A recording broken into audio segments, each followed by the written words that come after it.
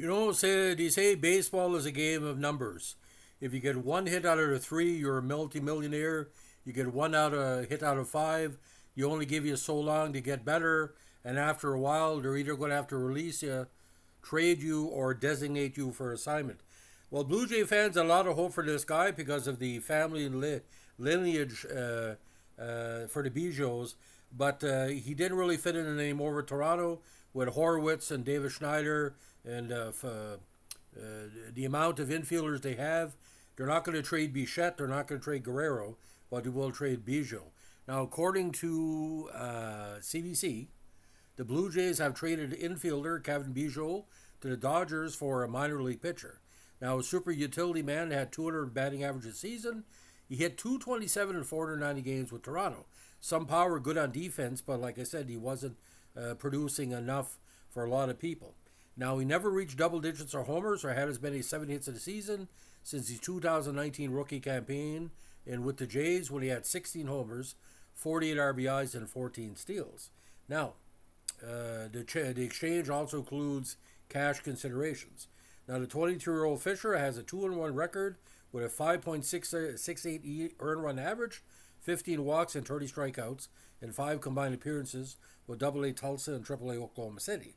Fisher from League City, Texas, was selected by the Dodgers in the fourth round of the 2018 first-year player draft. Now, the 6'4", 180-pound right-handed reliever has appeared 34 career minor league games in the Dodger system with a 4.53 ERA.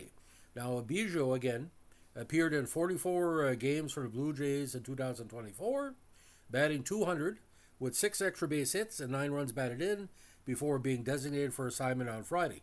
Toronto's been struggling to hit the 500 mark for most of the season, although they're getting better in recent days on against what you call lesser level opponents and a road trip. You knew something was going to happen. Like I said, they're not going to trade Bichette. Now, the Blue Jays selected Biggio, hails from Houston, in the 5th round of the 2016 first-year player draft. The son of Hall of Famer Craig Biggio showed again promise as a rookie with that 1648 100 game effort. Now, the Jays are likely paying all of his salary except a prorated MLB minimum. They now get a player rather than if it clears waivers, signs elsewhere. So designated for assignment on Friday, you just want to cover all bases. Now, again, he started 34 games a season, 23 at second base. Now his career totals, 227 with 77 doubles, 4 triples, 48 home runs, and 176 runs batted in over nearly 500 Major League games with Toronto.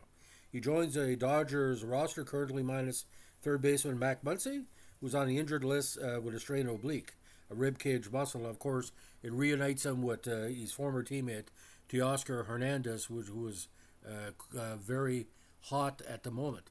Now, Biggio is basically, I think, there's still something there. I think Toronto should have kept him. But the problem is, like I said, there's too many prospects in the Blue Jay system, and someone would have to be gone. Chapman couldn't stay with the team. I'm sure Biggio was going to be his last season. So I mean, the triplets, as we call them, Guerrero, Bichette, and Biggio. Again, it is what it is. Now the native of Houston, again, only 29, also hit for the cycle in his infamous first season on September 17th, 2019. He also played at the 18 and under baseball world title event in 2012, helping them win gold. Now, the Phillies had selected him in the 29th round of the 2013 Major League Draft. He did not sign and chose to attend the University of Notre Dame.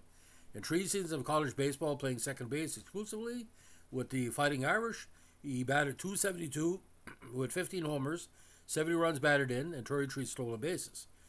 Unfortunately, the averager wasn't there. In 2014, he batted .203 in 2015. Now, he also played collegiate summer baseball with the Heritage Mariners of the Cape Cod Baseball League and was named a league all-star in 2015.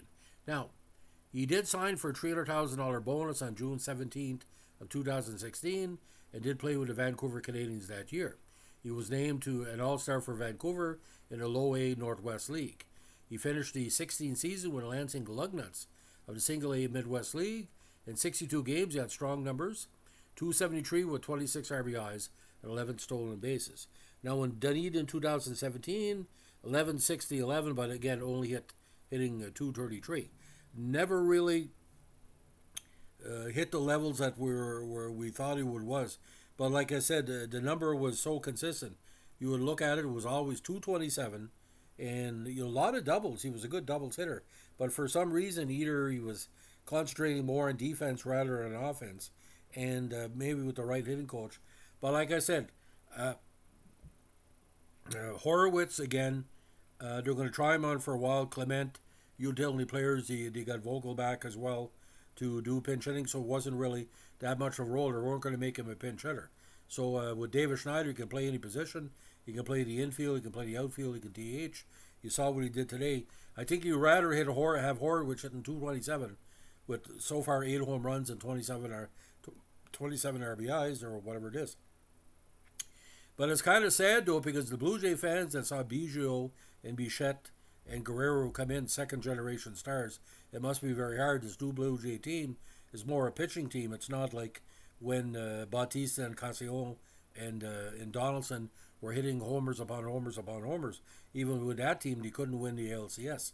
Now, I'm not saying they're going to win with this team, but if you go with younger players, there's going to be a spark that's going to keep it going. So, ladies and gentlemen, don't be surprised if there's more trades or movements with the Blue Jays over the next few weeks. Kiermaier as well. Been a lot of injuries this year. Romano's been out. Jimmy Garcia's been doing pretty good on that. But this reminds me a lot of the 85 Blue Jays. If you can get a veteran to come in, but how many veterans are going to come for Toronto to take a pay cut because they've tied up so much salary. So how it's going to work, ladies and gentlemen, if Bichette and Guerrero can be signed, that's the key point. If they can try to sign them, I don't think they can live without Biggio, but not Bichette and Guerrero, because they know if they start training them, that's it for that. And Springer, that might be his last year too. I wouldn't expect he's not going to be unloaded later. So much potential that guy had. We had Simeon and Chapman and all these top players. We had a good team a couple of years ago, and like I said, keep on losing in the first round of the playoffs. They've turned into almost like the baseball version of the Toronto Blue Jays. So if there's any Blue Jays updates as the day goes on, we'll let you know. But like I said, I'm going to miss him because I literally thought he'd be just like his father. If he could be half his father, 15 home runs, 60 RBIs, hitting 260, 270. That's the type of player you need in the playoffs. It just maybe it'll work out with the Dodgers. I hope so, because seeing what Teoscar is burning up, like Teoscar can just be like a 40, 120 guy if he puts his mind to it. He could be an ex-George Foster. You never know. That guy could open out at any time. He's going to have a big season. And Biggio will probably end up with the Yankees down the road, but there was talk is that he maybe wanted to be traded to the Yankees, but, it's in the own division. Thanks for listening, and don't forget, as we like to say in Northern Brunswick, swing for the fences. Have a good one. Bye.